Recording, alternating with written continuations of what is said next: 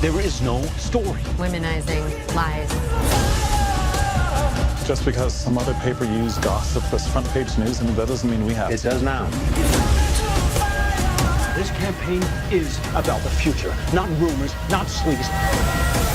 I care about the sanctity of this process, whether you do or do not. I think when you look at the Gary Hart story, you can't help but start thinking of all the questions we're asking ourselves today. Questions about gender politics, questions about the line between our public and private lives, and the relationship between journalists and the candidates. In the late 80s, there was a moment in which journalism shifted, and it seems to be happening again in 2018. Right now, we read and watch the news in different ways than we ever have.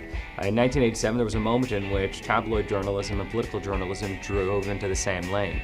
And it became a moment in which the viewers and the readers really started to drive what news was. There is no privacy. The cameras go everywhere. The one thing I ever asked was, don't embarrass me.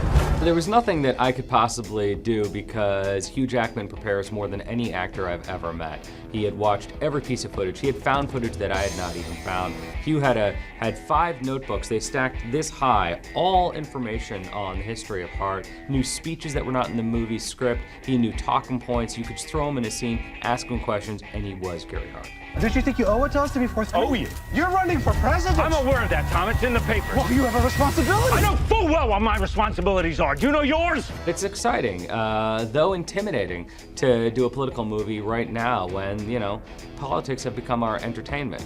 We don't talk about the Sopranos episode from last night. We talk about, the Kavanaugh hearing, or we talk about the midterms. So to be making a movie about that right now seems very relevant, but it also makes these interviews a little intimidating. Do you feel like you have a traditional marriage? Here's the thing about The Frontrunner. I feel like when it comes to the Gary Hart story, half the audience doesn't know who he is, and half the audience thinks they know the story.